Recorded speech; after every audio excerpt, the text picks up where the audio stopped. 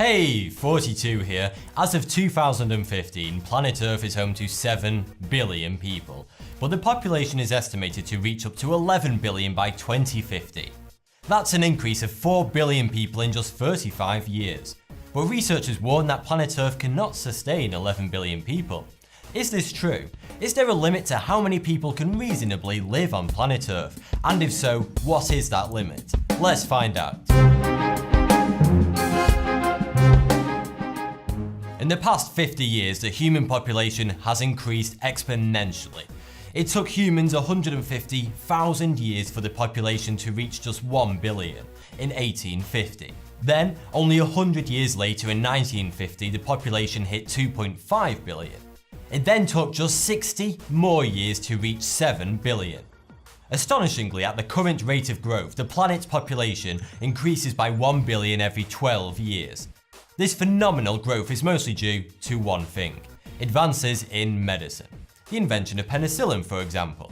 But each and every one of those 7 billion people requires a minimum amount of food, water, light, shelter, clothing, education, medicine, and other things to live an adequate standard of life. But food doesn't come from nowhere. It has to be farmed, and farming takes space. Lots and lots of space. A staggering 40% of the Earth's surface is now taken over by farmland. That's a lot. When you consider that in the 1700s that figure was just 7%. But how much of that arable land is needed to farm enough food to sustain just one human being? That number is 2.1 hectares. It takes 2.1 hectares of land and water to provide for the average human being. But that's the average human, and the world is far from average. The average European uses 4.5 hectares. But America leads the world in food and water consumption.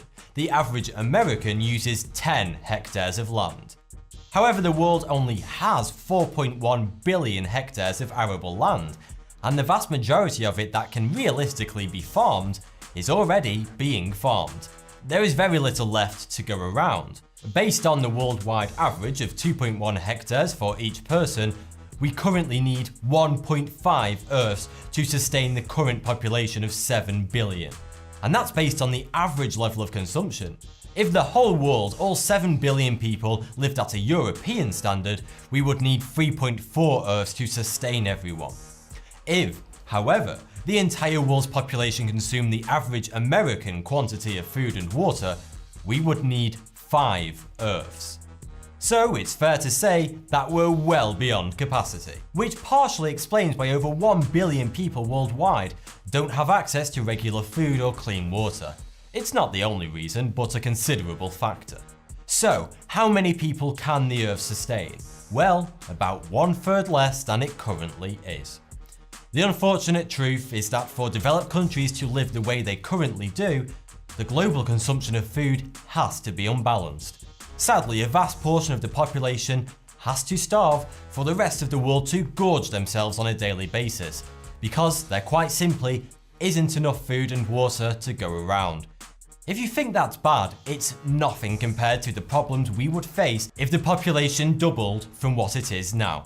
Currently, 1/3 of all the food produced in the world on a daily basis is wasted. It gets lost or thrown away. It is estimated that if we could be totally efficient and don't waste any food, operating at maximum capacity, the Earth could support up to 10 billion people. But there's a catch. To feed 10 billion people, not only would we have to stop wasting food, but the entire world would need to go vegetarian. Farming livestock is a horrendously inefficient way to produce food. You have to grow crops to feed to the livestock. A significant portion of the crops produced today aren't for feeding humans, they're for feeding animals that will ultimately end up on our dinner plate. So to feed 10 billion people, this inefficient method of food production would have to completely cease. But that's no fun. Everyone loves chicken. Well, not everyone. Some people really don't like chicken. But then of course there's the health concerns. An entirely vegetarian diet doesn't provide enough protein, and humans are designed to eat protein. It serves innumerable essential functions in our bodies, such as repairing muscles, making enzymes and hormones, as well as other things. Generally speaking, protein is a crucial building block of bones, muscle, skin, cartilage and blood. Normally, vegetarians replace the lack of protein in their diet with foods such as eggs and cheese, but all those require farmed animals to produce on a large scale. So in a world of 10 billion people, those foods are no longer an option. That leaves very few sources of protein, mainly tofu, nuts and seeds. Can you just imagine trying to convince the whole world to eat only tofu, nuts, seeds, fruits, vegetables, grains and potatoes? Nope, I can't either. It just wouldn't work. So what do we do? What's the ideal solution? Based on current estimates, the population in 2050 could be as high as 11 billion. Way beyond what the Earth can reasonably support. There are 3 ways to solve this problem. 1. Reduce the population. 2. Vastly reduce our consumption of resources. Or 3. Improve our current technology to make farming significantly more productive, so that each plot of farmland produces double the amount of food it currently does. Doubling the productivity sounds like a lot, but research has shown that that is what will be required to feed 10 billion people.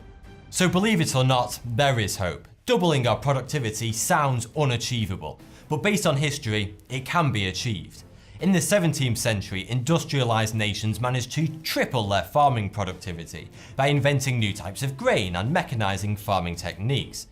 So who knows what the future of farming technology holds? It may not sound appetizing, but in an overpopulated world, we may even have to resort to eating synthesized food grown in a lab. But don't start stocking up on tins of beans just yet. Sit down and chill the hell out, because there's new research that suggests we may never get to 10 billion people. Statistics show that in the developed world, the average number of children families are having is declining. But in Africa, it's increasing. This map shows the average number of children families in every country has. The average for most of Europe is 1 to 2 children. America, 2 to 3 children. And thanks to their controversial one child per family policy, China also has an average of 1 to 2 per family. Some countries in Africa, on the other hand, have an average of 6 to 7 children per family. Why is that? It has very little to do with a desire for more children. The main problem is a lack of contraception. Over half of all Africans would like to use birth control, but only 30% of the country has access to it. As you can see on this map of worldwide contraception usage, in many African countries only 6% of the population has access to or uses birth control. I'm by no means blaming Africans themselves for this. The problem lies with politics, economics, and to a smaller extent education and commonly held religious beliefs surrounding contraception. So what's the ideal number of children to stop the worldwide population spiraling out of control in 30 years' time? 2.1 children per family. That is what is known as the fertility replacement level. If the average number of children every family had in the world dropped to 2.1, then the population would never increase, because 2 children is just enough to replace their parents when they pass on. If the whole world averaged 2.1 children per family, then the global population would stabilize at its current level. There is some proof that this is actually happening right now. The average number of children per family globally is decreasing. Studies by the United Nations shows that the fertility rate in the majority of countries is slowly decreasing, so we may never reach 10 billion. Some optimistic estimates predict the population will stabilize at around 9 billion. If we were to be sensible about our consumption of resources and prevent waste wherever possible, then the Earth can absolutely support 9 billion people. Just. Who knows what will happen in 30 years' time, but there are things we can do now to prevent a global famine in the future. We can help and educate less developed nations and provide better healthcare and access to birth control. Developed countries can vastly reduce their resource consumption and prevent waste.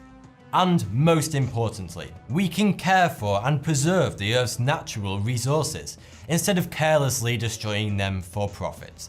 Because nature, more than anything else, is supporting human life as we know it. Thanks for the view, subscribe for more 42.